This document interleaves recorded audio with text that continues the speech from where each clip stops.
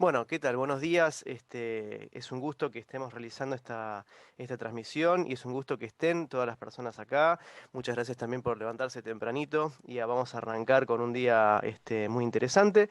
Y hoy vamos a presentar a Jorge Petrosino con la charla Aplicaciones del principio de Huygens, Line Arrays, difusores y espejos de inversión acústica. Bueno, la mayoría de las personas que están acá ya lo conocen a Jorge, pero si hay alguna persona que no lo conozca, es profesor de acústica y electrónica en la licenciatura de audiovisión en la Universidad Nacional de Lanús y también profesor de electricidad y magnetismo en ingeniería en sonido en la UNTREF, Universidad Nacional de 3 de Febrero. Bueno, es también ha sido mentor de muchas de las personas que estamos acá y la verdad es que es un honor que nos esté presentando esta charla. Así que vamos a dar paso en unos segunditos a Jorge. Estamos por ahí, Jorge. Ahí está, bien. Bueno, Jorge, buenos días, bienvenido y muchas gracias por estar por acá. Buenos días, Cristian. Gracias por la presentación y los comentarios.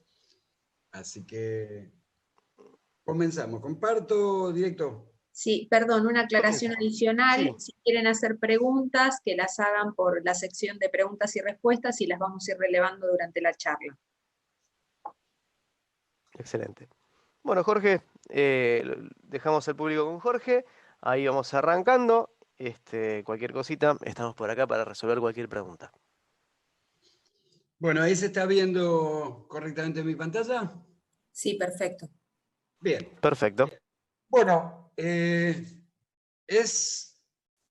la intención de la charla tiene que ver con compartir unas miradas respecto de algo que por ahí en Ondas es conocido desde hace tiempo, pero quiero enfatizar el hecho de que prestarle atención a eso permite entender algunas otras cosas que son bastante complejas del comportamiento de las ondas, y entonces elegí ahí hablar de un par de cosas un poco más conocidas y aplicables y de algo bastante poco conocido, que es lo de espejos de inversión acústica. En realidad el título completo es Espejos de inversión temporal acústica, que hubiera asustado un poco más, además de ser muy largo. Pero bueno, comienzo con el desarrollo de la charla va a constar de 4 partes. La primera tiene que ver con qué plantea el principio de Huygens y por qué. De hecho, a Huygens al principio no se le dio mucha importancia. Fresnel, cuando lo retomó un siglo y medio después, tampoco se le dio suficiente importancia. Así que describiré un poco eso. Luego, con esas herramientas, analizaré un line array para ver cómo queda bien claro el tema de los límites de frecuencia, alcances y demás. Pasaré a hablar de los difusores de ranuras, voy a mencionar sobre todo el QRD, pero la idea es ver cómo tomarlo como un ejemplo de qué me permite comprender si lo pienso desde el principio de Huygens. Y en la última parte hablaré de estos espejos de inversión temporal acústica, que digo, es un tema que tiene ya un par de décadas, pero no es tan conocido y las aplicaciones han estado relacionadas con acústica, pero con ultrasonidos y, bueno, merece una charla incluso por cuáles son las dificultades de aplicarlo en acústica y qué cosas hemos propuesto con el equipo en los últimos congresos al respecto. Entonces, vamos a ir de algo práctico a la última parte, que es casi de ciencia ficción, pero interesante para compartir desde el mismo punto de vista, me parece. Bueno, la idea es que el comportamiento ondulatorio tiene fenómenos muy particulares, variados y complejos. Yo me voy a concentrar en 2 de ellos, la difracción y la interferencia, que son los más pertinentes a todo lo que quiero comentar. Y de hecho, por ejemplo, en todos los software de tipo geométrico que sirven para predecir comportamiento acústico de recintos o propagación de ondas diversas, suelen, al tener un modelo geométrico de base, no logran resolver este tipo de fenómenos. Pero bueno, ¿cuál es? La difracción tiene que ver con el modo en que las ondas rodean aberturas o obstáculos, y la interferencia tiene que ver con el modo en que interactúan 2 o más fuentes, el tipo de comportamiento que genera. Entonces, aquí está con un poco más de detalle, una onda que se encuentra con una abertura o con una pared, una abertura en una pared, perdón, o una columna, cambia el patrón de propagación, y ese cambio depende de la frecuencia, y allí está parte de lo complicado. Resumiendo así muy esquemáticamente, las líneas oscuras representan lo que sería una pared, esto es una abertura, podría ser una puerta, en realidad conviene que sea algo chiquito en este caso. Si viene una onda de baja frecuencia, que acá se la determina porque los picos están más separados, tiene mayor longitud de onda, lo que resulta del otro lado es que se continúa su propagación casi como si fuera una onda de tipo esférico. Para frecuencias medias, esa abertura del ángulo de propagación se forma una especie de conito, es una aproximación muy sencillita acá, pero para comunicar la idea. Y para altas frecuencias se convierte casi en un haz. En realidad deberían ser frecuencias de tipo ultrasónico y hay que verificar con el tamaño de la abertura, pero en líneas generales se darían estos tres casos. ¿De qué depende que las ondas se comporten como de bajas frecuencias, de medias y de altas? Porque no necesariamente estamos refiriéndonos a lo que hablamos en audio, dado que este fenómeno también ocurre en luz, y entonces frecuencias altas o bajas para luz son otras. Y en realidad son altas o bajas dependiendo del tamaño de la abertura. Entonces, si la longitud de onda, que es la separación entre picos, es grande respecto de la distancia, se forman ondas esféricas. Cuando empieza a parecerse en tamaño, también hay difracciones. Se habla de que se difractan mucho las graves, se difractan un poco menos las medias, y no hay difracción en las frecuencias muy altas. Pero también, y acá quizá es más importante para lo que siga la charla, la difracción también se puede verificar cuando uno compara la longitud de onda con el tamaño de la fuente sonora, el tamaño de un parlante, por ejemplo. El diámetro de un parlante comparado con la longitud de onda hace que si estoy trabajando con frecuencias bajas se propaguen hacia todas las direcciones, con frecuencias medias tiene un determinado ángulo de cobertura, empiezan a tener cierta direccionalidad, y en las frecuencias altas son muy direccionales. Entonces, lo que hay ahí es lo que se llama una cuba de ondas, es una filmación de una especie de pecerita iluminada para notar, suele usarse esto en laboratorios de física para explicar cosas referidas a la difracción, y lo que hay es una pequeña variación de frecuencia que se nota como el ángulo va cerrándose con un pequeño cambio de frecuencia. O sea, son cosas que suceden en todo tipo de ondas. Yo dije dos fenómenos, uno era difracción, esto de que se abre más o menos al pasar por una abertura o al salir de una fuente sonora, de un parlante. La interferencia tiene que ver con el resultado de cuando se superponen dos ondas en un determinado punto y hay diferencias de fase necesarias por estar a partir de lugares distintos, y esa diferencia de fase puede dar suma o cancelación. Entonces, si tengo una sola fuente, en este caso la estoy imaginando con una longitud de onda larga como para que salgan de forma esférica, y para que sea un poco más claro lo que quería comentar acá, marqué en rojo lo que serían los picos máximos, cierto valor de fase, y un cambio de 180 a los picos mínimos en azul. Si superpongo dos fuentes, empiezan a cruzarse, y entonces hay puntos donde hay cruces, acá marqué con un circulito rojo, cuando dos máximos se juntan, o con azul cuando dos mínimos se juntan, pero hay una zona muy interesante aquí donde se junta un rojo con un azul, que tienden a cancelarse. Entonces habría una zona ahí que está marcada con estos círculos grises, producto de que dos fuentes están emitiendo la misma señal. Estoy trabajando con frecuencias únicas para que sea más claro. Esta simulación, aclaro porque todas las que voy a usar son simulaciones, no animaciones, o sea, no son dibujos que armé, sino que están programadas las leyes físicas de propagación de ondas, con lo cual lo que resulta es tan adecuado como haya sido el modelo.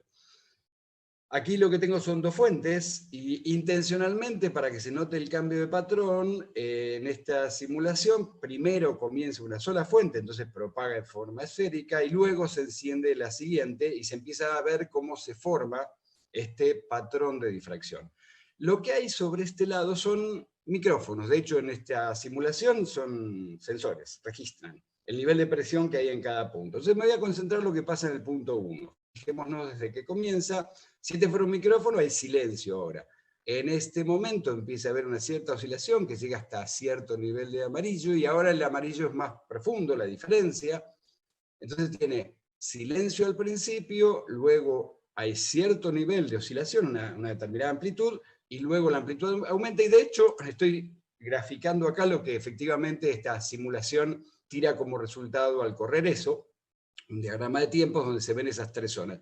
Pero si me paro en el punto, en el micrófono que ahí está enumerado como 3, fíjense que lo que resulta es silencio al principio, acá empieza a haber una oscilación un poquitito más tarde porque este recorrido es más largo, y luego está casi en la zona blanca. O sea que se va a ver atenuado, que es lo que vemos en este gráfico. Ahí hay una pequeña... Y luego hay una... En este momento es que sucede algo muy interesante con respecto a esas fases, porque el razonamiento ahí a tener en cuenta como interesante es que el agregado de una segunda fuente apaga el resultado de la primera, algo así como sonido más sonido igual silencio, son los principios de cancelación activa cuando se usa de modos más sofisticados, pero es interesante acá que hay menos intensidad que si apago cualquiera de las dos fuentes, ¿no? Ese sería, en general, el fenómeno de difracción y de interferencia. Lo que uno nota en ese caso es que se genera un patrón de propagación de ondas donde hay ciertas zonas atenuadas. Eso se conocen como líneas nodales, y esta especie de dibujo de patrones conocido, y obviamente si me moviera a lo largo de cualquiera de estas líneas, escucharía más o menos esa frecuencia. Uno dice, ¿y esto sucede en la realidad? ¿Cómo no me doy cuenta o no tan claramente? Primero, depende de la frecuencia. Cuando yo cambie la frecuencia, no lo voy a hacer acá, simplemente lo voy a comentar, la apertura de las líneas nodales cambia, entonces parado en un lugar pierdo una frecuencia pero no otra, y algunas aumenta y otra disminuye, con lo cual lo que resulta es un cambio de ecualización producto de que haya dos fuentes. Aquí hay también una filmación de eso, una curva de ondas, esa pecerita. Hay dos flotantes que se los hace cíclicamente golpear, y se nota que es un fenómeno de ondas que incluso sucede en ondas de aguas superficiales. Acá las líneas nodales serían estas liñitas que hay por ahí.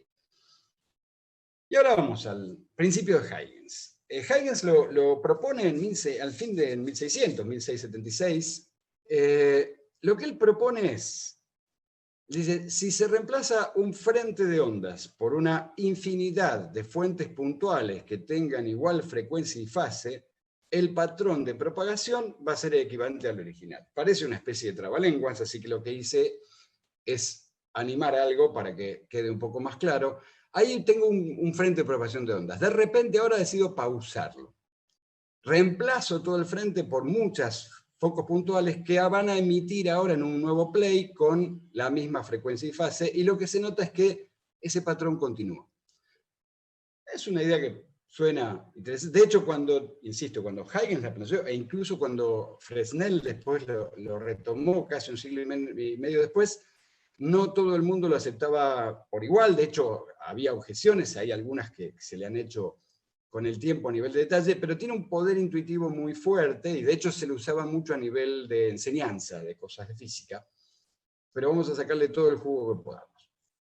Entonces, esa idea de reemplazar un frente de ondas por una infinidad de puntos, y a partir de ahí obtengo un equivalente. O sea, es la onda que continúa, se propaga de modo equivalente al anterior. Huygens, cuando lo propone, pretendía explicar las diferencias de propagación entre ondas esféricas y planas, por ejemplo. También pretendía explicar la reflexión de ondas sobre superficies planas o de diverso tipo, o la refracción, que es el cambio de medio. En acústica tiene importancia en muchas áreas, pero no es lo común cuando uno está pensando en acústica en el sentido de sonido al aire, con lo cual en acústica se lo trabaja a veces un poco menos. Pero de cualquier manera, lo que hay acá ejemplifica esas dos cosas. Habría aire y agua, por ejemplo, una onda que se lo suele trabajar con cuestiones de luz, pero podría ser una onda sonora. Una parte se refleja, una parte se transmite, pero hay un cambio en el ángulo, y la idea es que el principio de Huygens permite predecir esto. Ahora vemos algo muy rápido y chiquito sobre esto, pero me interesa lo siguiente. Huygens no utilizó este principio para intentar explicar difracción. Después en las clases de física se lo utiliza. Eso fue posterior. De hecho, es probable que no se conociera con todo el detalle el tema de la difracción, esa apertura que veíamos. Acá se ve, me quedó muy tenue, pero hay dos liñitas verdes y hay frentecitos de onda, como dos cortecitos, que a medida que van llegando, como los puedo reemplazar en cualquier momento, ahí reemplazo el frente de onda cuando toca la diferencia de superficie, acá reemplazo cuando toca el otro, y resulta que debido a esa diferencia de tiempos, las ondas empiezan a emitirse en distintos momentos, y eso daría un ángulo igual, pero lo más interesante es lo que sucede adentro, como es otro medio, hay otra velocidad de propagación, los círculos crecen de modo distinto y eso genera un cambio de ángulo. O sea, esto era muy poderoso, aunque insisto, al principio no se lo tomó como algo tan pesado e importante. Combinando esa idea de Huygens de 1676 con los planteos de Fresnel, que fueron un siglo y medio después, 1818, Fresnel había empezado a especular sobre el fenómeno de interferencia, el hecho de que sonido más sonido, silencio, en realidad estaban más preocupados por la luz en ese momento. Por eso se lo suele, o sea, toma el principio de Huygens, aplica sus propias nociones de que las fases pueden cancelar y encuentra una explicación para el fenómeno de difracción, y se lo suele llamar entonces principio de Huygens-Fresnel.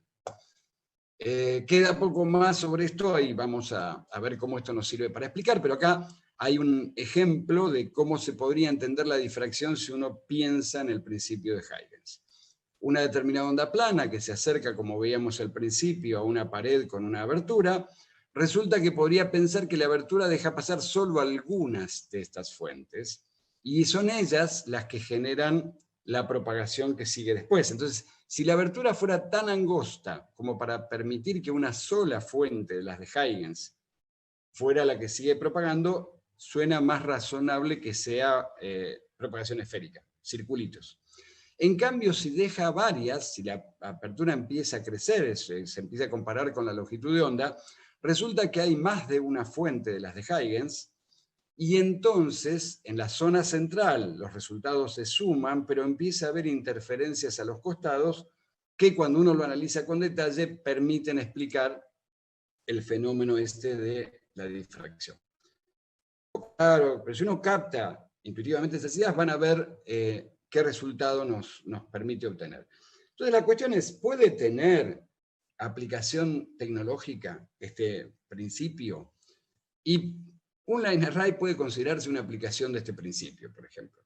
El line array busca construir artificialmente una onda cilíndrica superponiendo fuentes esféricas en una línea.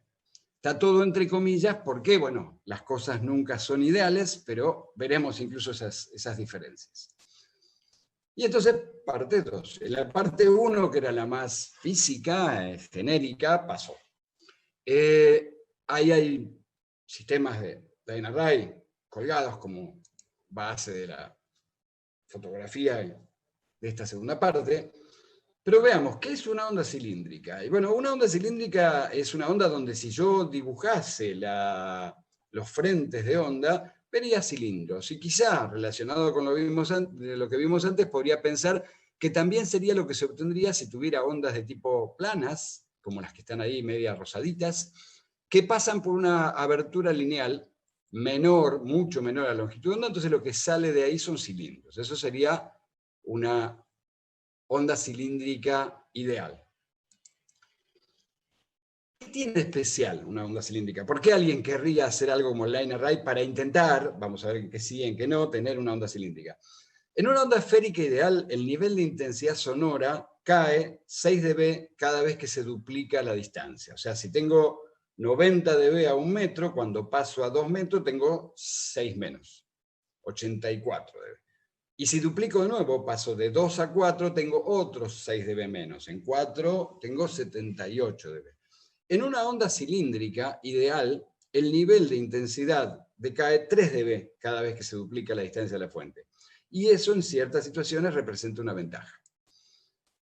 Aquí lo comento un poquito más, a ver el porqué de eso, porque ese decae no es que haya pérdida de energía. De hecho, en lugares muy grandes, además, hay pérdida de energía, pero es un segundo fenómeno. Este fenómeno de los 6 dB por la distancia no es porque se pierda energía, sino porque se reparta en un área más grande. Entonces acá, si estoy pensando en una onda esférica, lo típico de una fuente puntual, o un parlante chiquitito, con respecto a su longitud de onda, la propagación que tendría cuando estoy en un radio R, supongamos que la cobertura acá está simplificada a esta zona de área A, cuando espera un tiempo y llega a 2 radios, resulta que el área sobre la que esa energía sonora está impactando creció 4 veces, porque creció 2 de altura y 2 de ancho al duplicarse el radio. Entonces, el área pasa de un valor a 4 veces ese valor. Sin embargo, si fuera una fuente cilíndrica, acá representada por una línea, a medida que el radio crece, ese lado no crece, crece solo el otro, con lo cual lo que era energía que se repartía en un área igual a A, se reparte ahora en un área igual a 2A, y por lo tanto decae menos rápido. Eso es interesante cuando quiero hacer una cobertura. Entonces, esto es para ver el objetivo. ¿Por qué alguien quiso en algún momento intentar construir una onda cilíndrica? Y entonces veamos las condiciones para una onda cilíndrica ideal, y nos vamos a reír porque no se puede. Vamos a acercarnos lo que se pueda. Un arreglo lineal de fuentes que tratase de imitar una onda cilíndrica ideal debería tener fuentes puntuales, y no hay. Yo bromeo a veces en clase imaginando una especie de despachante de insumos para las ideas que planteo, donde voy y le pido y me dice, no, fuentes puntuales no me quedaron, se las acaban de llevar. Tengo estas, tienen 30 centímetros. Si te sirven bien, si no, mala suerte. Entonces, fuentes puntuales no hay. Separación tendiendo a 0, porque cuando yo hacía el análisis digo, bueno, ¿y cuántas fuentes se necesitan para que uno pueda decir que logró trabajar con el principio de Huygens? Y resulta que si las fuentes no son puntuales no voy a poder tampoco tener separación tendiendo a 0, se tocan entre sí. Y fíjense que cuando hablo de separación ahí es desde el centro de cada parlantito, así que si el parlante tiene 30 centímetros y pongo otro al lado, entre centros va a haber 30 centímetros. Así que ninguna de esas dos se cumple. Y por otro lado, para que sea realmente cilíndrica, necesitaría que la longitud del arreglo, el amontonamiento de parlantes en línea, fuera infinito. Ninguna de esas cosas se cumple. Entonces veamos en qué nos arruina esto. O sea, fuentes puntuales no hay, separación tendiendo a 0 no se puede. Eso limita las altas frecuencias, en principio. Y la longitud del arreglo, que no se va a lograr infinito, me dice el despachante, los arreglos infinitos ya se los lleva, me quedaste que tiene 10 cajas. Si te sirve bien, si no, mala suerte.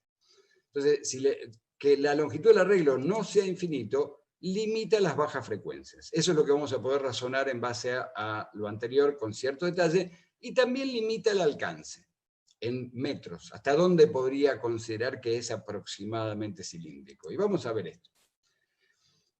¿Qué tan largo debería ser todo el arreglo? Largo es ¿cuántos metros? ¿3 metros, 5 metros? Agrupo cajas para hacer un line array. ¿Cuántos metros tiene en total toda esa construcción vertical?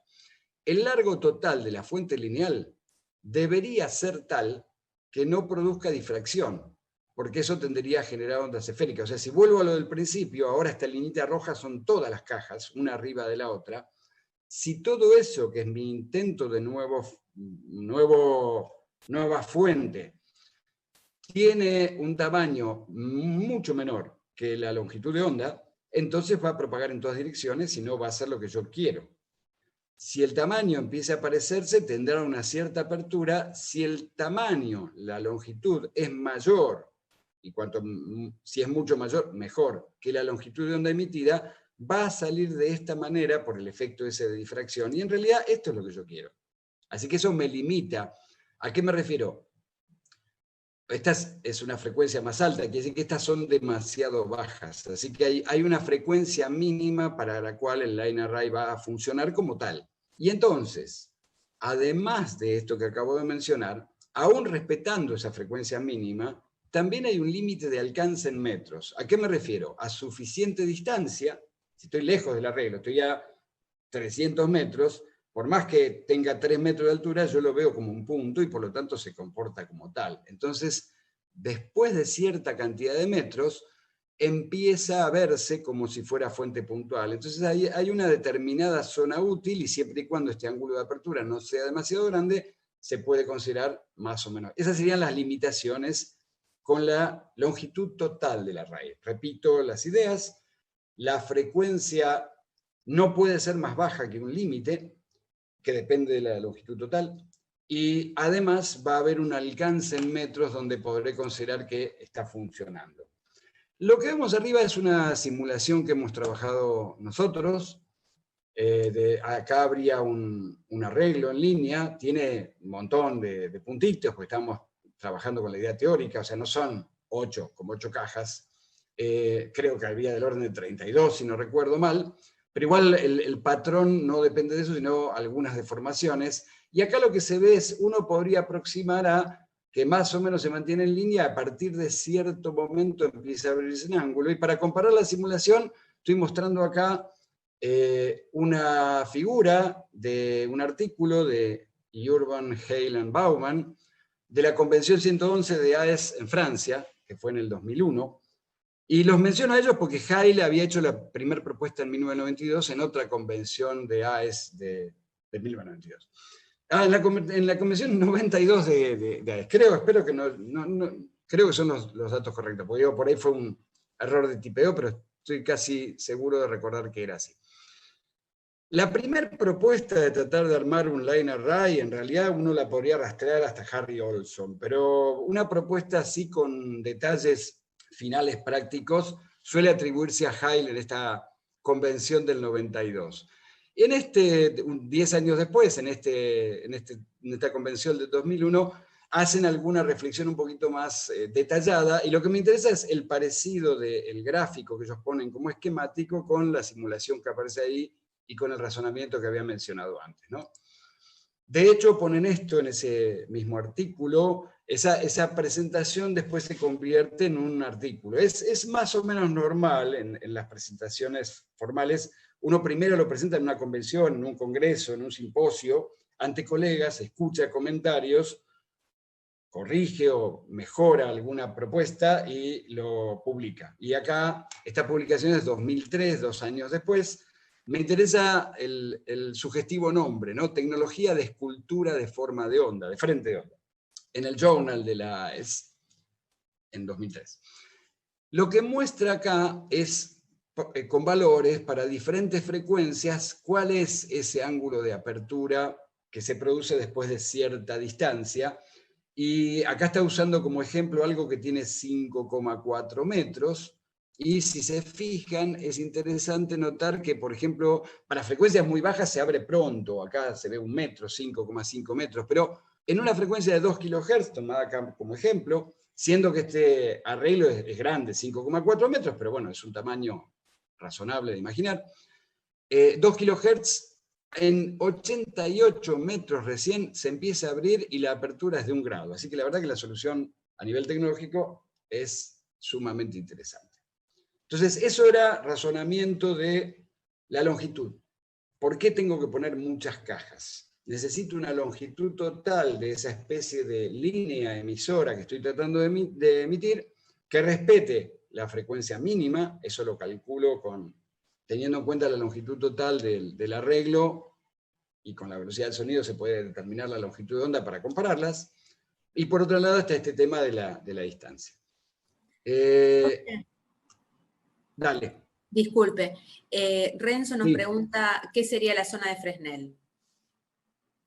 Mira, está muy bien la pregunta. El tema acá es, a ver, en estos dos suele hablarse de esto de campo cercano. No sé si, quería ver si lo mencionaba ahí directamente, pero tengo como 2 comportamientos. En general, en el tema de difracción, se analizaba como muy previamente a lo que fuera line array, digo, en física de luz, por ejemplo, se analizaban como 2 zonas que acá las estamos viendo como lo que sería campo cercano y campo lejano, y eran las zonas de Fresnel y las zonas de Fraunhofer.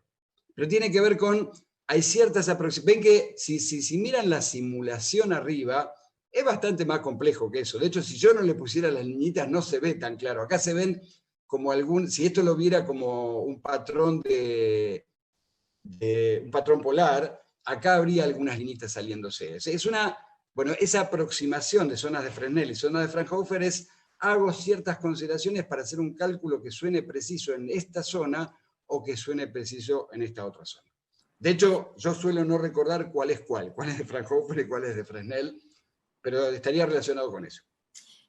Perdón, y Danilo nos hace otra pregunta. ¿Cómo se calcula el campo lejano donde el frente de onda se convierte en un frente esférico nuevamente?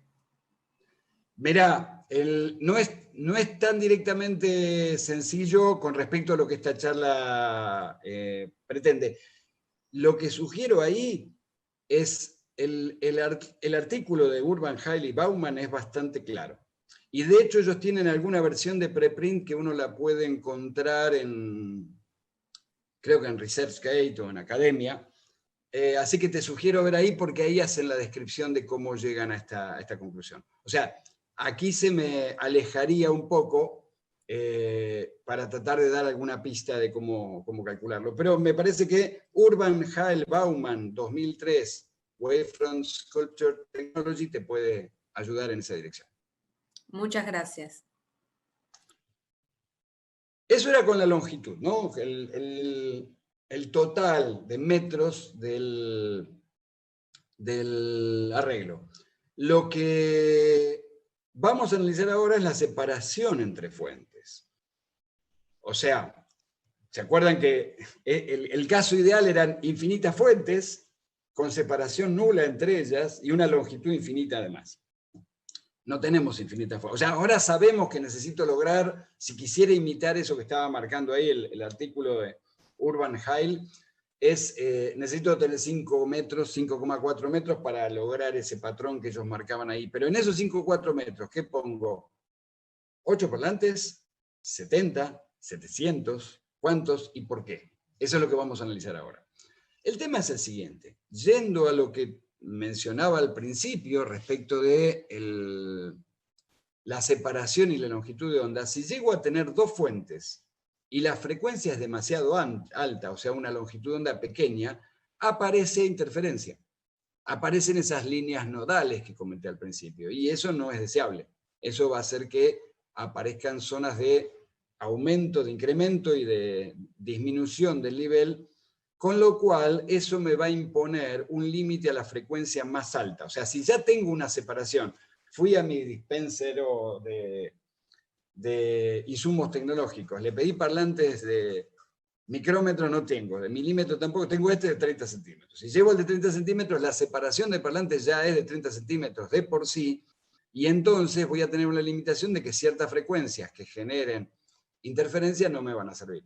El límite de frecuencia más alta que puedo trabajar será aquel en el cual la longitud de onda tenga al menos el tamaño de la separación entre fuentes. Si se fijan acá, vuelvo a hacer la imitación, empieza una fuente, después prendo la otra, y el resultado de estas dos, que sí están respetando esa longitud de onda que no supera el máximo, aparece como una única emisión. Entonces, esta va a ser la pista, la relación entre la longitud de onda y la distancia entre cajas me va a dar la frecuencia máxima de tope. Y entonces ahí voy a tener, por un lado, una posibilidad de qué calcular, pero voy a tener una limitación, algo que me va a trabar el desarrollo.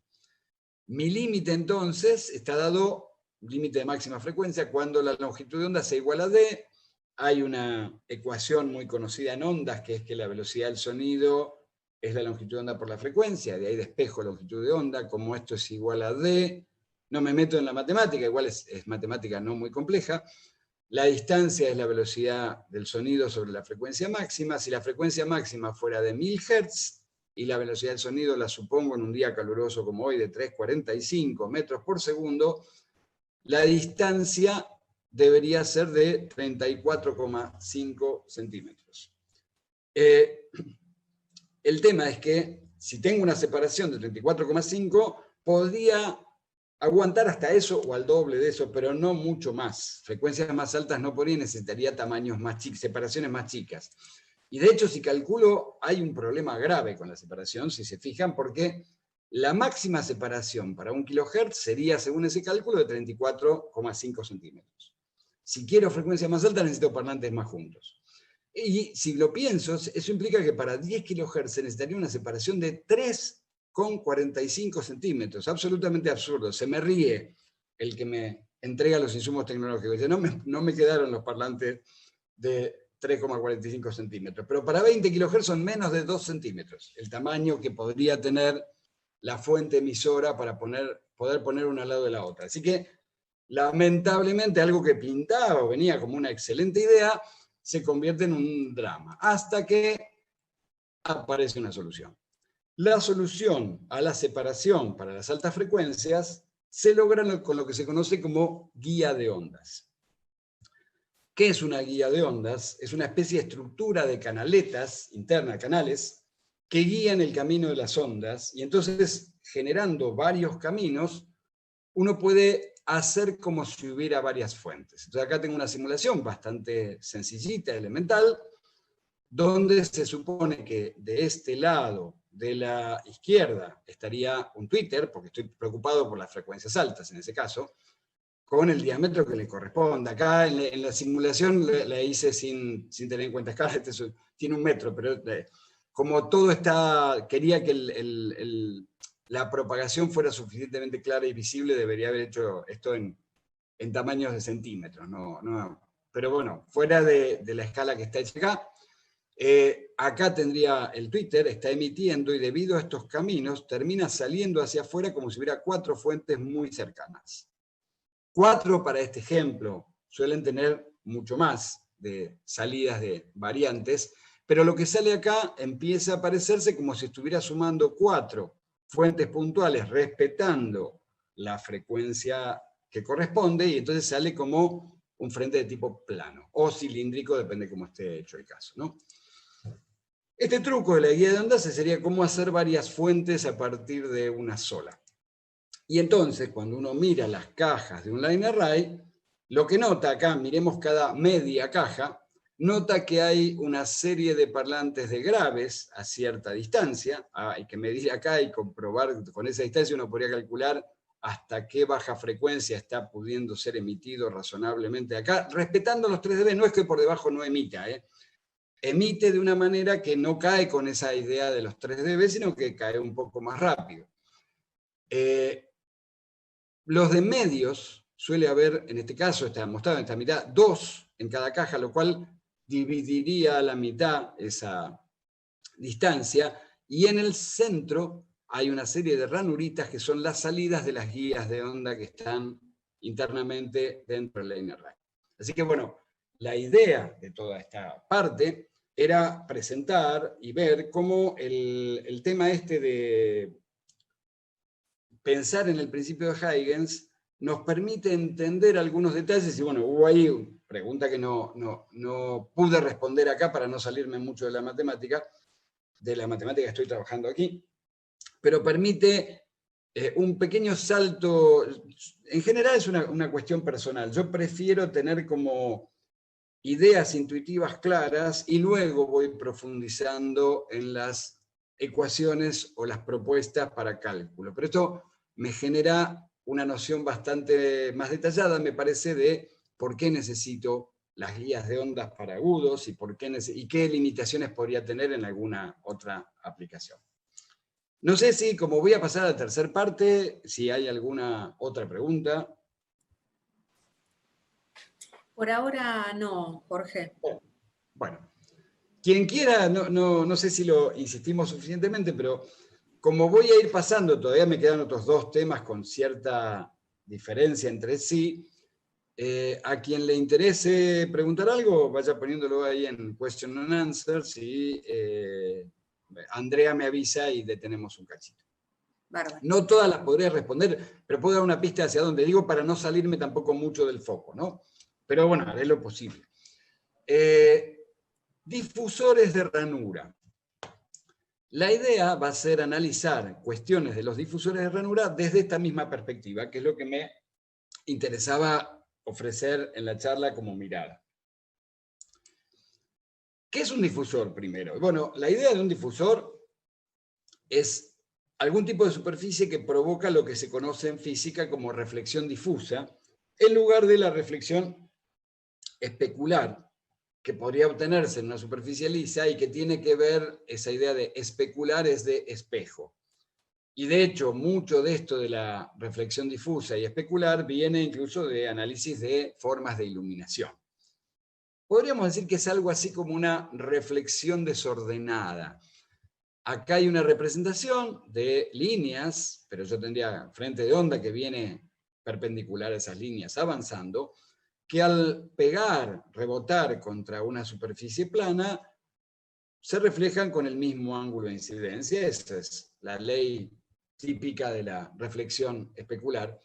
Si la superficie fuera irregular, que es uno de los modos de lograr difusión, no la mejor y no la de mejor uso, no importa, eso depende de muchas cosas, pero si esto fuera irregular, el tipo de reflexión sería desordenada. ¿Y cómo afecta esto? Bueno, lo voy a mostrar en luz. Acá hay un pequeño fragmentito de video donde una linterna que tiene como formita cuadrada está impactando en 3 superficies distintas. La primera es un espejo, y entonces la forma el espejo hace que se vea la forma completa del haz de luz, una difusión intermedia y una buena difusión de luz.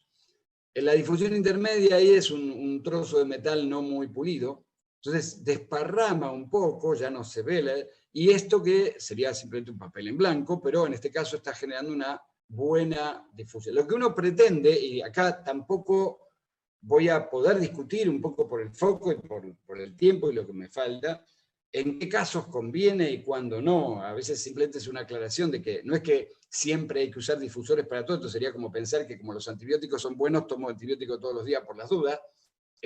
La idea depende en qué situación y para qué. Lo importante acá estoy analizando si por algún otro motivo que tiene que ver con criterios más generales necesitara difundir el sonido, ¿qué debería hacer? ¿Cuál es el modo de construir en el sentido, yo trato de ponerme en la cabeza del que lo propuso, del que lo inventó, en qué podía estar pensando para que se le ocurriera semejante cosa?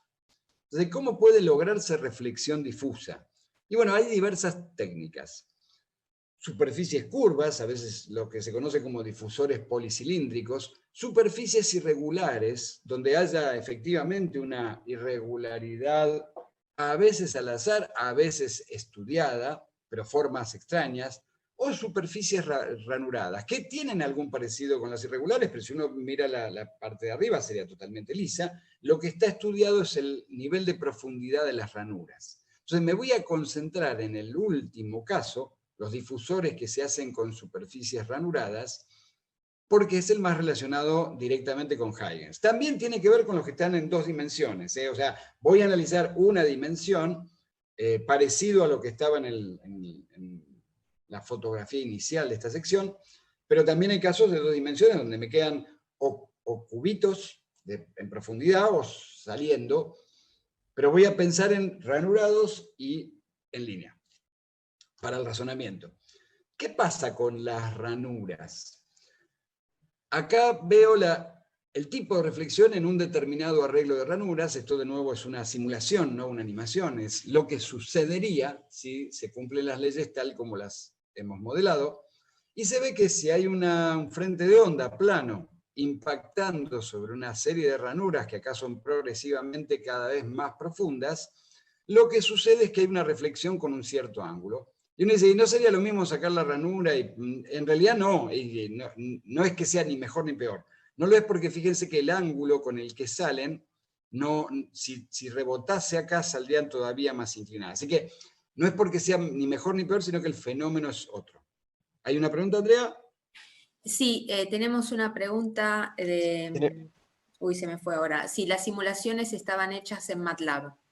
Sí, es MATLAB con... Nosotros usamos un toolbox open source desde hace tiempo que nos ha dado excelentísimos resultados. El toolbox se llama Kwave y utiliza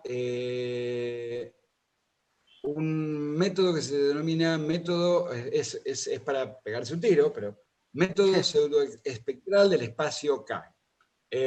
No es necesario saber el nombre para usarlo. Y la verdad que es terriblemente eficiente. Cuando hemos hecho comparaciones con mediciones nos dan muy bien y el tiempo de operación es muy bueno.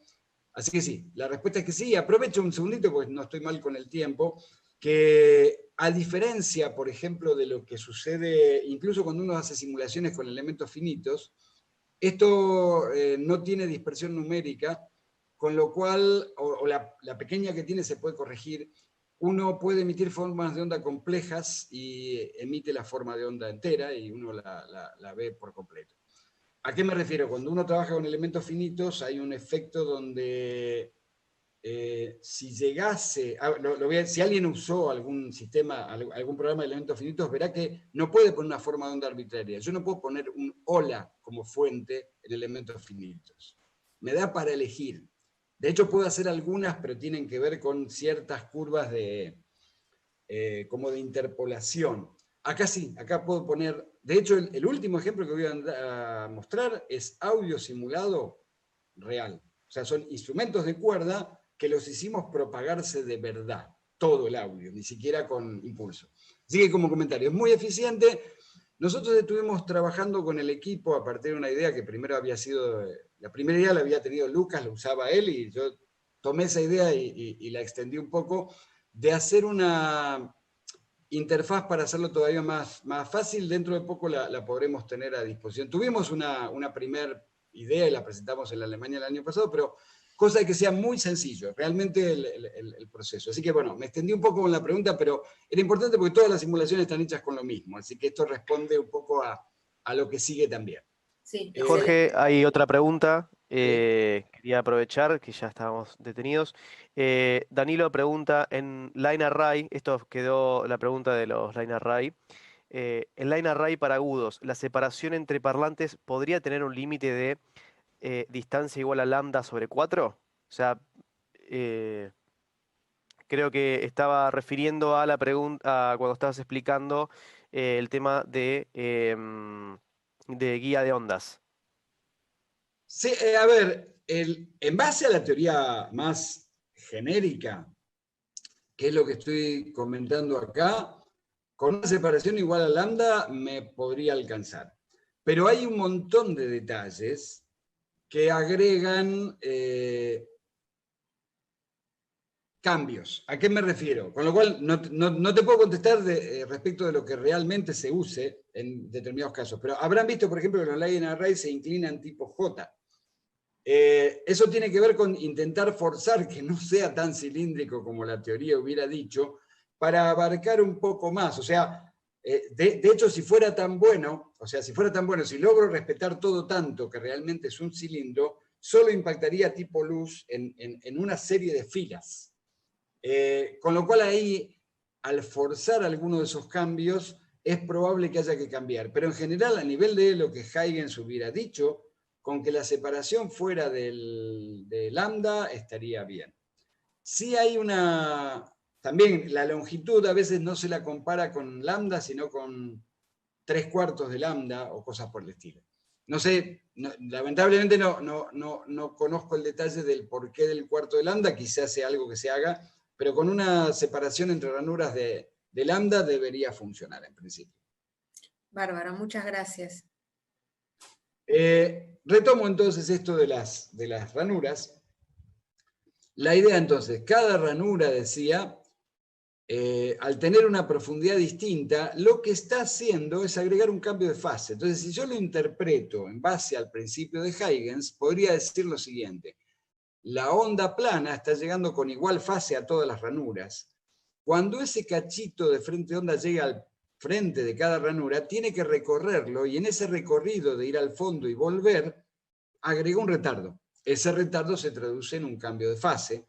Ese cambio de fase genera el equivalente a tener un arreglo de fuentes, como sería lo que podría haber querido hacer Huygens, con una diferencia de fase de salto lineal entre cada nueva ranura contigua, y eso provoca una emisión lateral. Con lo cual, si yo controlo el cambio de fases, podría controlar las reflexiones. De hecho, hemos trabajado en algunas formas de controlar las reflexiones un poco raras, trabajando con ranuras, con el equipo, pero no lo voy a presentar acá. Pero cada ranura agrega un necesario retardo y eso provoca un determinado cambio de fase que hace que se incline la onda. Lo interesante es que cuando trabajo con ranuras, esa inclinación no depende de la frecuencia. Es curioso, pero si fuera cambio de fase en ángulo, debería modificarse en función de la frecuencia para que efectivamente todas las frecuencias reboten con un ángulo, pero esto es no dispersivo. O sea, no lo puedo explicar ahora con detalle, pero con una frecuencia más alta, el retardo provocado por las ranuras hace que el cambio de fase termine provocando que salga en la misma dirección. Eso ya lo mencioné. Acá lo que tengo, o sea, lo que me permite ese análisis anterior es reemplazar a las ranuras por fuentes en donde en las mismas simulaciones, como las que mostré antes, yo controlo la fase. Si la fase fuera igual para todas, sería como tener ranuras todas iguales.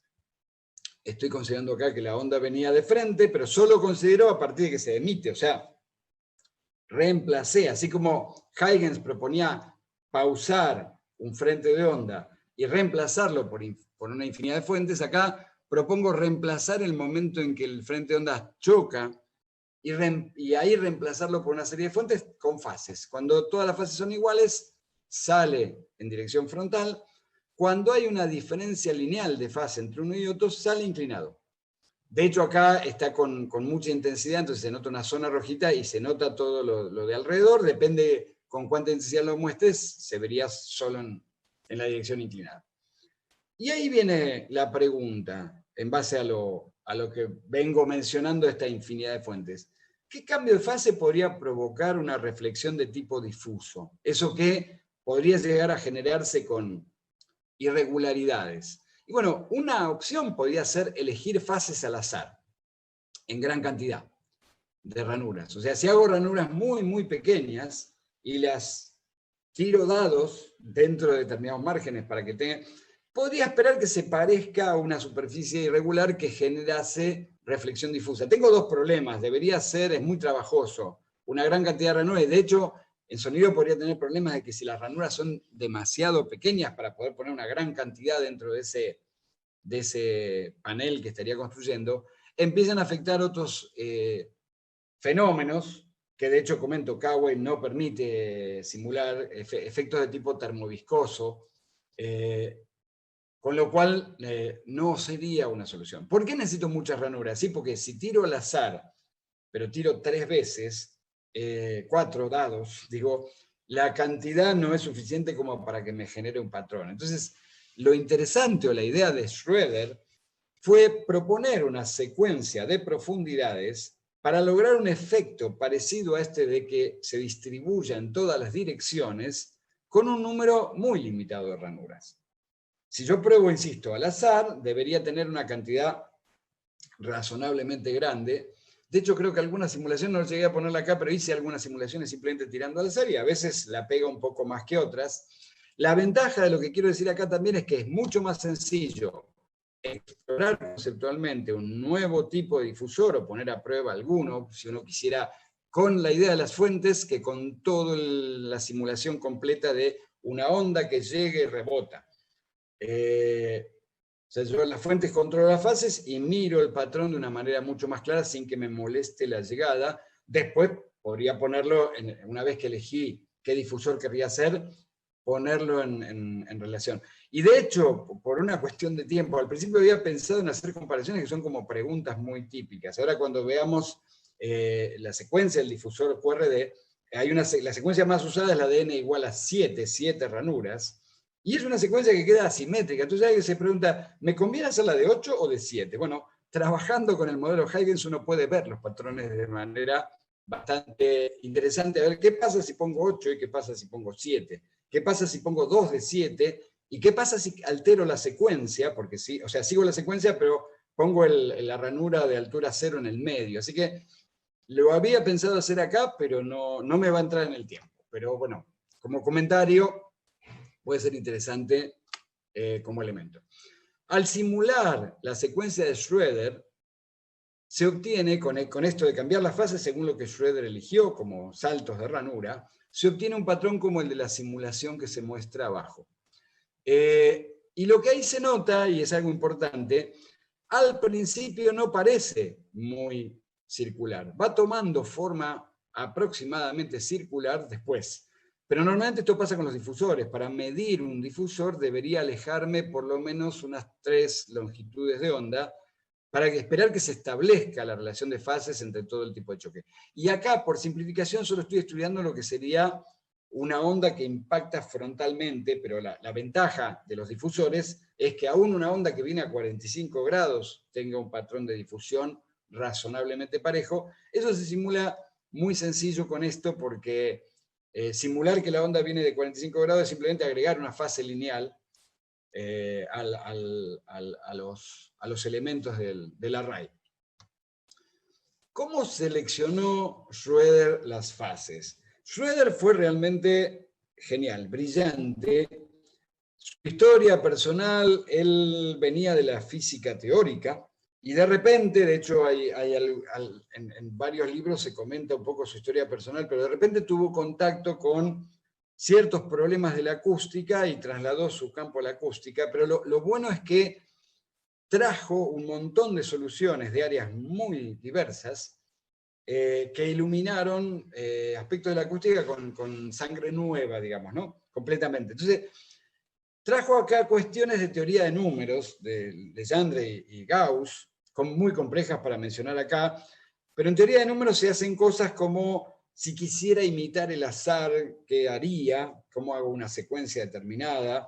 ¿Qué pasa con ciertas secuencias repetitivas? ¿Cada cuánto se vuelve a repetir una? Entonces, trajo ideas de esas teorías de números para tratar de hacer una especie de secuencia que generase este intento de patrón aleatorio. No es aleatorio, pero tiene que ver con un tipo de deformidad que me genere para varias frecuencias y para todos los ángulos posibles una emisión.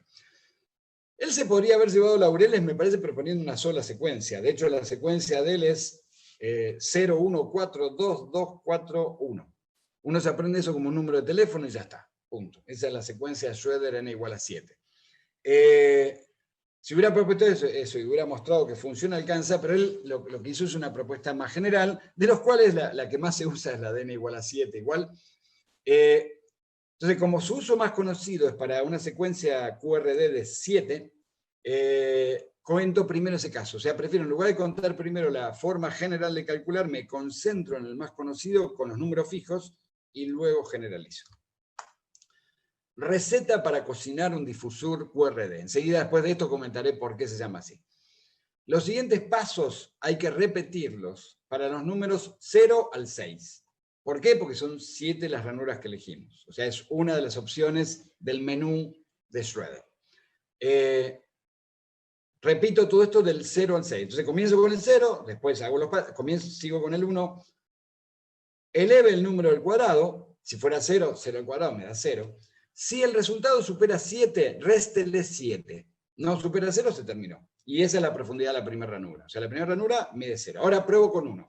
Elevo 1 al cuadrado, me da 1. Si supera 7, reste 7. No supera 7, así que se acabó. La segunda ranura da 1. Y así siguiendo. Ejemplo con el número 3. No está ahí. En lo de abajo está el 4, pero hacemos los dos. Si tomo 3 al cuadrado, me da 9. Voy al segundo paso y dice, si supera 7, reste 7, me queda 2. Si el resultado supera 7, reste 7, no es necesario, queda 2 el tamaño de ranura. Con 4, cuando tomo el número 4 dentro de esta receta para construir el QRD, 4 al cuadrado me da 16, reste 7, me quedan 9, y todavía es mayor que 7, así que vuelvo a restar 7 y me quedan 2. Para 4 también es 2. El por qué, digo, se podría haber explicado un poquito más, pero igual es meterme o salirme, ya los debo estar torturando demasiado, con algunas cuestiones de teoría de números, pero esta secuencia es la que propuso Schroeder. Y en forma general, fíjense que como elevo al cuadrado y me quedo con lo que sobra de 7, en el modo en que lo expliqué yo, eso que sobra es el residuo. Entonces el nombre difusor de residuos cuadráticos es porque el truco que él propone es elevar el número al cuadrado y quedarse con lo que sobra de 7, porque elegimos 7. También puede sobrar de algún otro número. Entonces, el resumen sería, eleve los números al cuadrado y quédese con el residuo. Esta idea de quedarse con el residuo es una operación matemática de teoría de números, pero se aplica bastante, que se conoce como módulo. Es un nombre extraño, porque módulo también significa otra cosa, la longitud de un vector, por ejemplo. Pero acá es una operación matemática de teoría de números que tiene que ver con algo semejante a lo que dije de restar y seguir restando hasta que quede más chico. Por ahí la noción más intuitiva que solemos tener de la operación de módulo es con los relojes analógicos. Los relojes analógicos son de módulo 12. Nada puede superar 12, porque si es 13 vuelve a ser 1. Entonces, las operaciones de módulo son como de tipo circulares. Ahí lo hice como si le explicara a alguien que no entiende de relojes analógicos, le digo, vos, el número que te dé, restale 12. Si todavía te da mayor que 12, restale 12 de nuevo hasta que te dé un número entre 1 y 12.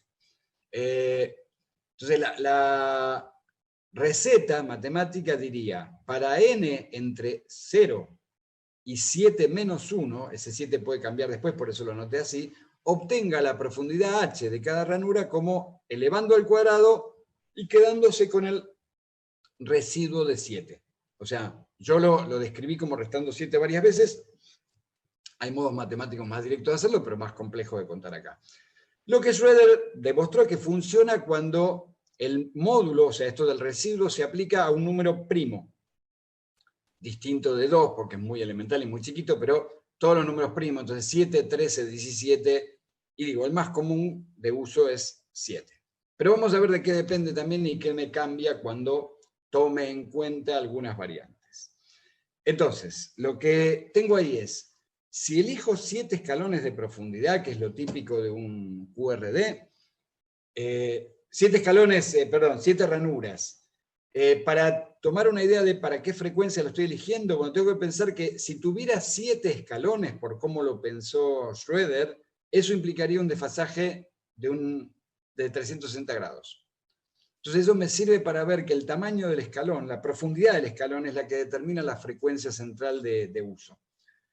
A ver, si yo tengo, me imagino, ¿no? La secuencia de 7 no necesita 7 escalones, pero me imagino que hago una ranura de 7 escalones para entender esta idea. Si yo hiciera una ranura de 7 escalones de profundidad, siendo que considero que escalón es el primero, el que elegí como más chiquito, si tomo 7 escalones de profundidad, fíjense que una onda cuando llega ahí tiene que recorrer 14 escalones, va y vuelve para desfasarse 360 grados. De hecho, esa idea es de por qué hago módulo, porque si tuviera más de 7, como con 7 ya hice 360 grados al ir y volver, si tiene más de 7 puedo descontar un ciclo entero y entonces en lugar de hacerlo más profundo, en lugar de 9 escalones, es lo mismo hacer uno de 12 escalones. No sé si esa idea se puede comprender así en el aire como la estoy contando, pero alguna noción ayudará. ¿Qué era lo que pretendía contar? Entonces, 7 escalones, que son 14 en recorrido, corresponderán a una longitud de onda entera, con lo cual la longitud de onda dividido 14 me permite calcular la frecuencia central. Digo, tip, aunque alguien no haya entendido acá, me traen un difusor QRD que nunca en la vida vi. Mido el escalón más chiquito, el que mida 1, o determino en base a la secuencia que hay cuál es el escalón más chiquito, y eso multiplicado por 14 me da la longitud de onda. Y a partir de ahí determino la frecuencia. Pero lo más pertinente para esta charla no era eso, pasa que ya que estaba ahí lo comentaba, como determino la frecuencia central en la cual se calculó precisamente para que funcione muy bien. Es un rango de frecuencias dentro del cual funciona razonablemente bien, y ese rango va a estar dado por el principio de Huygens, que es el centro de esta charla larga y con cierta complejidad conceptual. La separación entre ranuras va a ser equivalente a la separación entre fuentes que yo mencionaba antes, y entonces esa separación entre ranuras me va a limitar la frecuencia más alta. Si yo quiero trabajar con una frecuencia más alta, debería ponerlas más juntas. Pasa que si pongo las ranuras más juntas y tengo 7, me va a quedar más chiquito, así que también limito la otra frecuencia. La longitud total del conjunto de ranuras limitará la frecuencia mínima. Y entonces entre esos dos valores, la longitud total del panel y la separación entre ranuras, es la que me da el rango de frecuencias en el cual funcionará. Lo que se hace muchas veces es poner varios de 7, pero aparecen lóbulos adicionales por las dudas, comento ahí que si a alguien le interesa esto con más profundidad, el libro de Cox y de Antonio, Difusores y Absorbentes, está solamente en inglés, pero es una maravilla. Digo maravilla porque es como una especie de la Biblia del tema, pero además Cox y de Antonio son muy, muy razonablemente claros en el modo en que desarrollan la teoría. Sé que tienen mucho laburo de docencia fuerte, lo cual no siempre es tan común en especialistas de conocidos. Y bueno, si hay preguntas, porque esta es la parte 4, ya acá va a haber que abrocharse cinturones, es ya la parte de ciencia ficción.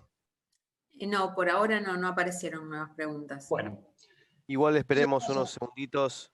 Esperemos Dale, unos segunditos. esperemos un momento que sea para que respiren. Ven ahí que puse Volver al Futuro porque es así de curioso esto de que realmente es una propuesta para invertir el tiempo en la propagación de ondas. Bueno, mientras vamos esperando si alguien va redactando alguna pregunta, porque seguramente si hay alguna cosa compleja, va a tardar un poquito. Adelanto que, bueno, justo Jorge preparó todo el Power en el cual quienes lo estén viendo desde una computadora pueden acercar el cuadrito de Jorge hacia arriba a la derecha, así no ocultan ninguna palabra o información pertinente de la presentación. Bueno, por ahora no hubo ninguna pregunta, así que... Voy a aprovechar de dejar de compartir un poquito porque me parece que esta vez al compartir no puse compartir con audio y hay un cachitito muy breve de audio al final, así que comparto nuevamente asegurándome si está compartido con audio. Bueno, por las dudas será. El final de un cachito de audio. Bueno, veamos esto que digo. Sigamos adelante. Dale. Sigamos. Ahí está. Esto que, fíjense que en algún momento, cuando hemos pensado con alguno de los miembros de AES, por un lado tenía la tentación de contar algo que fuera como muy de punta o teórico. Entonces se me ocurrió después juntarlo con el principio de Huygens para dar un poquito de cosas más conocidas, pero esto sería investigación. Tiene como 20 años, pero lo que voy a marcar es cuáles son los problemas por los cuales todavía no hay avances en acústica, pero sí ha habido avances en otras aplicaciones de ondas. Pero efectivamente es así como suena de extraño, es una manera, a partir de ciertas vueltas de tuerca al principio de Huygens, de lograr que el tiempo corra para atrás en la propagación de ondas. Nadie se va a hacer más joven con esto. La propuesta de Matthias Fink, que fue quien lo hizo al principio para invertir el tiempo, surge en realidad él hace una serie de discusiones muy variadas cerca de fin de siglo, 1995, creo que alguna primera publicación del 92. ¿Qué tal si en lugar, ¿se acuerdan que al principio de la charla yo para comentar lo de Huygens, que era una especie de trabalenguas, hice una especie de circulito que iba creciendo y en un determinado momento crecía hasta un tamaño y en un determinado momento pausaba, lo reemplazaba por una serie de puntitos y hacía play de nuevo con los puntitos que eran las fuentes secundarias y decía que continuaba la propagación. Entonces, uno podría pensar, ¿y qué tal si en lugar de fuentes secundarias ahí pongo micrófonos? O sea, genero la primera onda y en donde ahí estaban todos esos puntitos hay micrófonos. Una gran cantidad de micrófonos circulares, que están grabando todo. Cuando la onda pasa por ahí, graba y la graba con la fase que llega. Si eso lo grabas en un multipista y luego reproduzco ese multipista en una serie de parlantitos en la misma posición de los micrófonos, haré como lo que decía Huygens en dos etapas. O sea, hay una etapa de grabación y una etapa de reproducción, pero al reproducir va a reproducir el mismo patrón de forma de onda y uno dice, ¿será el mismo? Si usted consigue parlantes infinitos y de tamaño cero, sí. Si no, habrá limitaciones por lo menos en el rango de frecuencia, pero se va a parecer tanto más o tanto menos cuanto más dinero tenga para invertir. Pero la idea es interesante, pero Fink le da esto una vuelta de tuerca interesantísima. Una genialidad a mi gusto. De hecho, también les comento, hemos visto algunas presentaciones de Fink con gente del equipo, online, en video, y realmente tiene algunas ideas brillantes, de variado tipo. Si se invierte temporalmente todo ese registro multipista que yo acabo de comentar y se lo vuelve a emitir, lo que se reproduce es una onda que se propaga en el sentido inverso en el tiempo. O sea, si antes se propagaba, ahora se concentra. Y uno dice, bueno, a ver, pero se concentra. Una parábola concentra ondas. ¿Cuál es el chiste ahí? No, pero va efectivamente hacia atrás. O sea, yo tuviera 4 fuentes y las grabo con esto, se concentran en los 4 puntos en simultáneo o en la secuencia que haya sido. O sea, y si hay algo heterogéneo, que es donde Fink más lo utilizó, o sea, en tejido biológico humano, él lo utilizó con ultrasonido y para medicina, es su área de aplicación. No importa que haya heterogeneidades en el medio muy graves, como realmente sucede, como si el tiempo volviera para atrás, se vuelve a concentrar la onda en su lugar. De hecho, el nombre que le da Fink es así de fantástico y de ciencia ficción, y es un área, si buscan suele ser en los últimos congresos, creo que ahora hubo Internoise, tenía una de las secciones, era Time Reversal Mirror, así, empieza a haber secciones dentro de los congresos específicas. Time Reversal Mirror significa espejo de inversión temporal. Esto es el dibujo de uno de los artículos, de hecho él publicó en papers en muy diversos lados, de hecho tienen bastante producción. En Scientific American, que es de divulgación, pero es la divulgación más seria que uno puede tomar a nivel internacional, en 1999 publicó un artículo de Time Reversed Acoustics, acústicas del tiempo invertido, donde efectivamente muestra, para un caso tipo, a ver, no sé, si molesta mucho el ruido, tengo un patio con techo de tapa, me detengo un segundito para cerrar porque está alargándose a llover y creo que va a estorbar. Sí, no hay problema, Jorge. No hay problema, no hay problema. De paso, aprovechamos, si alguien tiene alguna consulta, alguna pregunta, pueden ir redactándola ahora. Si no, esperamos a que vuelva Jorge. Bueno, ya está, así que, bueno, cualquier Sí, cosa, igual las preguntas quedarán para algún otro momento, si no. sí, era un segundito, igual algo se va a filtrar, espero, sí, cualquier cosa me avisa si no se escucha y trato de hacer algo adicional, si no se me escucha bien. Decía, estas son las imágenes que propone Matías Fink. Matías Fink era un profesor de acústica de una de las universidades de París, y su propuesta al principio, cuando él la describe para acústica. Pero voy a comentar enseguida cuáles son los problemas de aplicar directamente en acústica, por lo cual rápidamente se orientó hacia ultrasonido y allí hacia aplicaciones médicas. Y entonces uno ve que a partir del 2003, 2005, prácticamente toda su producción tiene que ver con aplicaciones médicas y de hecho tiene una empresa de aplicaciones para imaginería médica y para atacar cálculos, por ejemplo, o células cancerosas o cosas por el estilo.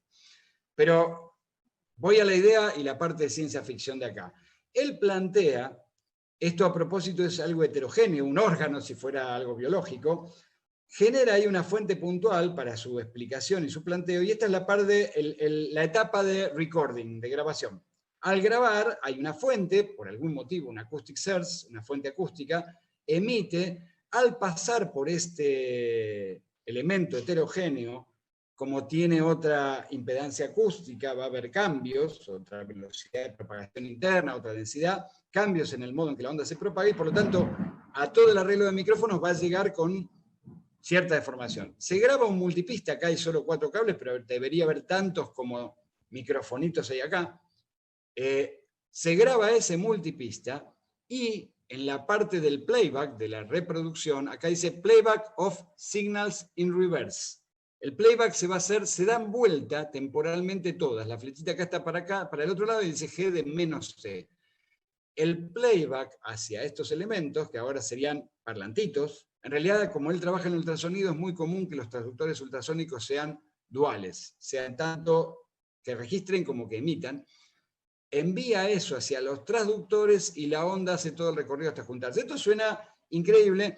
Nosotros, como tuvimos que hablar de algunas propuestas nuestras en el Congreso Internacional de Alemania del año pasado, en Aachen, dimos un toquecito artístico. Tomamos la imagen original de Fink, porque la publicó en Scientific American, pero esto también está en otro artículo, y hicimos la simulación sobre exactamente el de Fink. Esto realmente es simulación. No, a ver, no estamos imitando un tejido, pero simplemente ahí cambiamos las propiedades acústicas de una zona parecida a esta, y en todo el dibujo que pusimos alrededor agregamos tantos grabadores, tantos transductores como Fink proponía en la propuesta. Y de hecho acá, cuando lo armamos, este es un GIF animado, el propio Kawaii permite grabar directamente video de toda la animación, no lo puede hacer tan largo como quiera si tiene tiempo.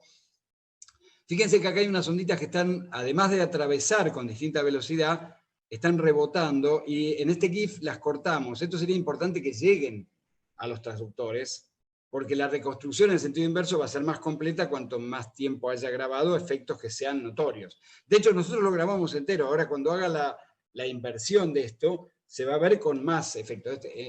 La parte de la grabación inicial no la estaríamos mostrando completa con qué le pasa a eso. Pero fíjense lo que es la reversión. Cuando el multista lo invertimos y lo volvemos a enviar, se ve todo este proceso.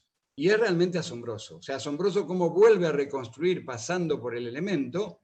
Es como, de hecho, por suerte no es exactamente igual, porque si no, le hicieron trampa, dieron vuelta al video. Obviamente, el hecho de que no sea exactamente igual tiene que ver con varias cosas. Primero, efectivamente no conseguimos transductores ilimitadamente pequeños, ni infinitos de ellos. Pero más allá de eso también hay un tema de que parte de la energía se pierde, con lo cual en la nueva emisión uno elige aumentar, pero eso es algo interesante de las aplicaciones médicas. Se puede grabar una onda que se está propagando en una dirección, y del registro que se tiene cuando se lo va a emitir se lo puede aumentar mucho. Es el modo, por ejemplo, para destruir cálculos, o sea, lograr concentrar en un lugar interno dentro de una zona tan compleja como tejido humano, con mucha más intensidad de la original. ¿Preguntas? Sí, Jorge, Brian nos pregunta, ¿qué tipo de micrófonos usaron para grabar y qué tipo de altavoces usaron para reproducir? Acá lo que estamos viendo es lo que Fink propone, y son transductores piezoeléctricos ultrasónicos. De hecho, es uno de los motivos también por los cuales sus primeras pruebas fueron en ultrasonido. O sea, es un micrófono en el sentido teórico general del término, pero es un transductor piezoeléctrico, que suelen ser muy pequeños y duales. Ahora, después te comentaré lo que nosotros hacemos. Eso no lo hicimos, eso es una simulación de la propuesta de Fink. Lo que sí, no es una animación, no dibujamos eso, sino que planteamos las ecuaciones matemáticas de lo que él propone y reprodujimos. Pero fíjense, hay un tema. Para que esto funcione se necesita una gran cantidad. Si yo tuviera que comprar 92 micrófonos y 92 parlantes, no tengo ni presupuesto personal, ni en la universidad hay presupuesto como para semejante cosa. Sin embargo, a nivel ultrasónico, que es lo que Fink hizo, es muy común que muchos de los... que haya grupos de 100 sensores, transductores, como en la parte de sensor que se apoya en la piel en ecografías, tiene 92 transductores o 100 y pico. Así que ahí hay parte del problema, que lo voy a discutir ahora. Cuando termine de contar lo que hace Fink, contaré cuáles son los problemas para convertirlo a una aplicación en audio. Esto todavía en aplicación de audio directo necesita solucionar algunos problemas, pero justamente por eso es tentador encontrarle propuestas a cómo solucionar esos problemas. Bárbaro, muchas gracias. Estos traductores piezoeléctricos, que insisto acá, son solo... están rodeando para este ejemplo. Nosotros lo que hicimos es simular lo que él había hecho, no medir. Dificultades al intentar aplicar esto a audio. ¿Qué problemas tenemos con audio? No es común el uso de traductores reversibles en audio. Existen micrófonos piezoeléctricos y emisores piezoeléctricos, pero no es nada común utilizarlos, no suelen ser de muy buena calidad. ¿Y por qué sería bueno tener traductores reversibles? Por economía, por facilidad de montaje, pero además por otra cosa. Yo necesitaría que la respuesta de captura y la de emisión se parezcan, porque si altero fase, altero alguna cosa, ya toda la teoría se me cae o tengo que estudiarla con cierto detalle por otro lado. Fíjense que si yo capto con un micrófono que capta todo el rango, pero después emito con un parlante de 3 vías, para tratar de emitir, aunque tenga 92, en todas las puntos de crossover estoy mintiendo. O sea, más allá de que uno dice, bueno, hice la compensación, ajusté fase, pero no logro una fase completamente plana como para este tipo de aplicaciones. Es costosísimo tener el elevado número de transductores en acústica y audio, no en electroacústica. Porque ya hay tecnología, digo, los médicos ya usaban cantidades de sensores, así que no le resultó tan difícil a él. De hecho, después al montar una empresa, él mismo genera equipamiento, pero sus primeras pruebas eran con equipos de ecógrafo. La señal que converge, y acá vienen los problemas más graves del audio, más allá de eso que parece una tontería, digo, los problemas primero son problemas teóricos. La señal que converge se escucha temporalmente al revés. Entonces, de hecho, Fink en su primer artículo, él lo mencionaba muy explícitamente, dice, si alguien frente a un espejo de inversión temporal dice hola y lo graba con el espejo, cuando lo reproduzca, se va a escuchar aló en la boca del hablante. ¿Por qué nos tentaba a nosotros tratar de encontrar una solución? Porque fíjense que a Fink le interesaba concentrar la onda por aplicaciones médicas. A nosotros nos interesa lo que le pasa a la onda después de concentrarse. Después que la onda se concentra, es como que hubiera una fuente en ese lugar, que emite como si hubiera una fuente en ese lugar. Esa fuente es una imagen de fuente. Y llamo imagen porque es lo que en óptica sería una imagen real, se produce delante del espejo. No sé si alguien tuvo oportunidad por ahí en algún museo de ciencia, cuando uno ve imágenes reales son sorprendentes. O sea, llama mucho la atención. Una imagen real es algo que formado por espejos curvos muchas veces, uno lo ve en un lugar y está convencido que está y trata de tocarlo y el dedo atraviesa la nada. Bueno, eso podría ser, y era parte de la intención con la que empezamos a explorar, una manera de crear imágenes acústicas reales.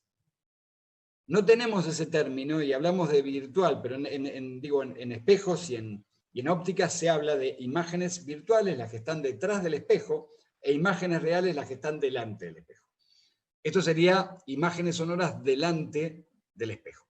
No es lo que a Fink le interesa, y como no le interesa, fíjense, entonces vuelvo a lo siguiente, y ahora lo voy a mostrar en parte de nuestras propuestas también. Si yo grabo con un espejo de inversión temporal, cuando reemito, logro que se enfoque, pero lo que se enfocó está al revés temporalmente. Si decía hola, dice aló. ¿Y por qué Fink no solucionó este problema? Porque en las aplicaciones médicas no importan. De hecho, esto se aplica en otras áreas, en meteorología, en algunas cosas de áreas muy diversas. No recuerdo ahora, en acústica submarina. Pero en esos casos no hay un mensaje. El problema que tenemos en audio, en acústica, que hay un mensaje musical, un mensaje artístico, un mensaje hablado, que no puede invertirse. Si yo estoy trabajando con otras áreas de aplicación, me interesa la energía, el foco, el pulso, una serie de pulsos, pero si se da vuelta, no mata a nadie. Y entonces parte del desafío también es pensar en una solución que me permita no invertir la señal, pero no puedo no invertir porque parte del secreto era invertir. Así que había que encontrar una vuelta a eso, una propuesta tenemos para eso y ya la hemos presentado. Otro tema es que la señal pasa 2 veces por el supuesto oyente, al tener que converger y luego diverger. Fíjense acá, si hay un oyente en algún lugar, primero escucha y después lo vuelve a escuchar, y es raro. Y además, en ambos casos está invertido, escucha en orden al revés lo que tiene que recibir. Al revés en su orden temporal, ¿no? Y resulta además muy impráctico imaginar generar fuentes, imágenes reales, si hubiera que grabar todo. O sea, yo quiero grabar un cuarteto de cuerda y debería primero grabar el cello, digo, ponete ahí, pongo el espejo, grabo, después grabo y después sumo todos los multipistas, es un engorro, y si quisiera cambiarlo de lugar no tengo nada que hacer en postproducción. O sea, sería muy bueno, deseable, ver si uno tiene una solución de separar lo que es la parte de localizar con lo que es la parte del audio que se localiza. La propuesta original de Fink va todo junto. Y ahí vienen comentarios de nuestras propuestas, algunas de las cuales las presentamos en Aachen, Alemania, hace un año. Sí, un año, exactamente. La idea es la siguiente. Si en lugar de tener un espejo de inversión temporal que envuelva completamente a la fuente, yo tengo una parte, ya podría haber una solución al problema de que pase 2 veces. O sea, acá tengo un espejo que en lugar de ser un círculo todo alrededor es una línea. De nuevo es simulación, no hay mediciones acá todavía.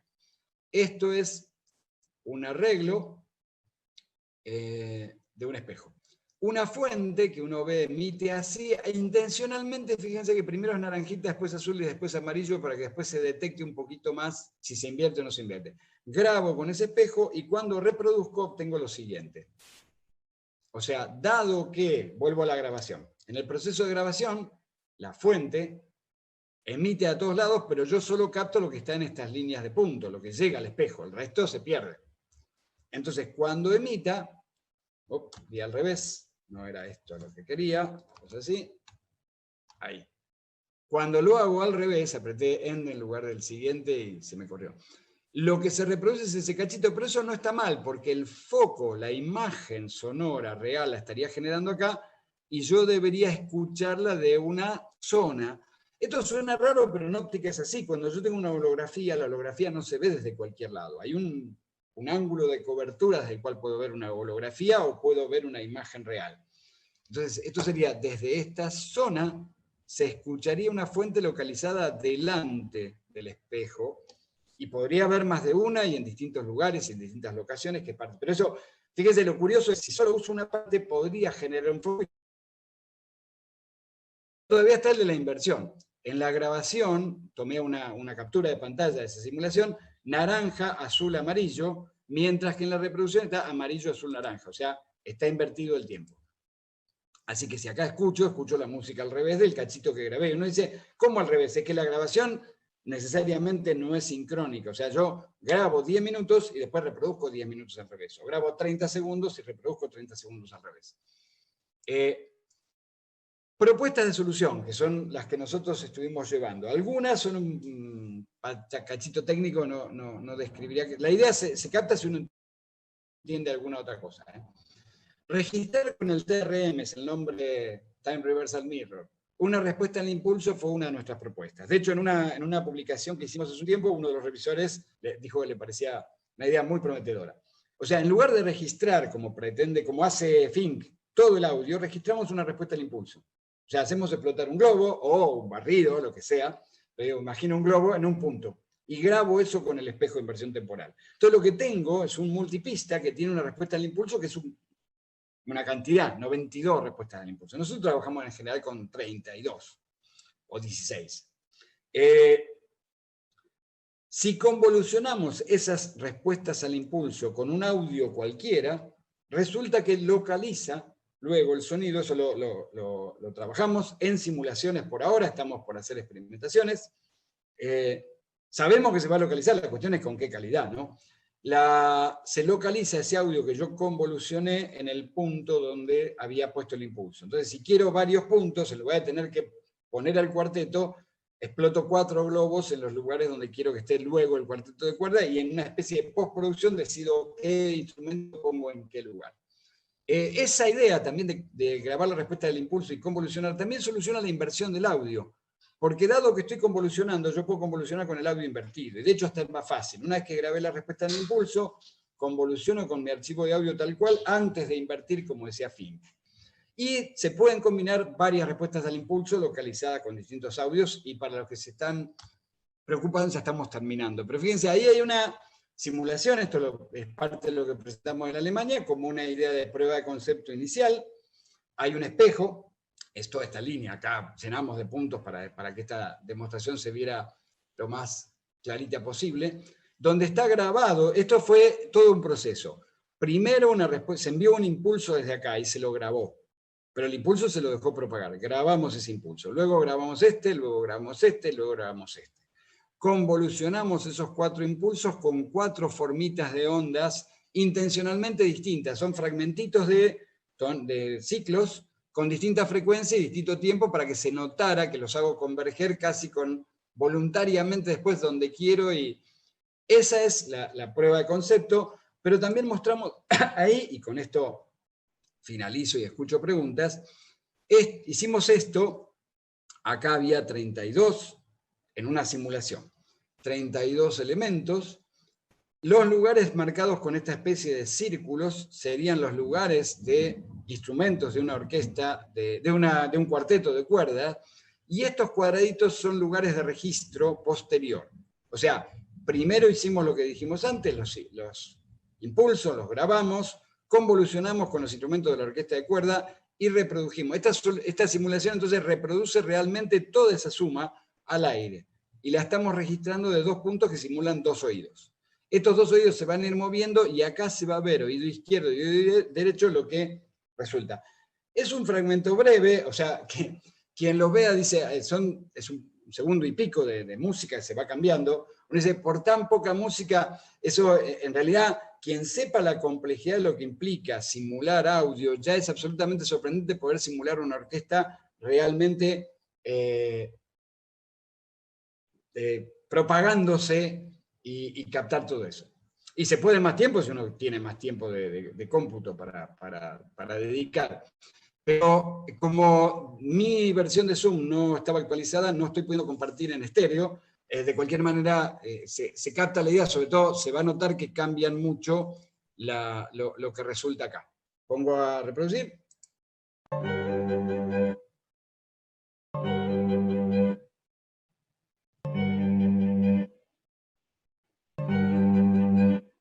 Muy elemental, pero la idea, elemental el ejemplo, lo habíamos hecho eligiendo filas distintas para ver cómo cambiaba la cercanía del instrumento, el hecho de que estoy localizando, estoy escuchando como si estuviera en ese lugar, ¿no? Eso.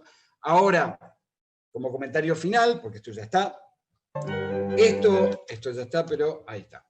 El trabajo es arduo, yo creo que es sumamente interesante. De cualquier manera, en este momento hemos trabajado cosas con el equipo de investigación, de analizar sobre esto. Está muy relacionado con la tesis doctoral directa de Georgina Lizazo, que es parte del equipo y ha presentado en un webinar en AE sobre metamateriales acústicos. Y ahora hemos presentado hace muy poco, o sea, va a iniciarse el año que viene, en los próximos 2 años, el intento de aplicar esto para un caso de cancelación de crosstalk aéreo. Porque recrear esa orquesta es muy laborioso en muchos sentidos, pero creemos que con una cantidad limitada, quizá 8 parlantes, sea posible hacer una adaptación de esto de el espejo de inversión acústica. O sea, la idea sería enfocar sonidos, lograr que se concentren muy cercanos a cada oído para hacer una especie de auricular virtual. Hay mucho que trabajar sobre eso, pero en nuestro proyecto de investigación en un TREF estamos presentando ese proyecto, ya fue presentado, lo iniciaremos el año próximo.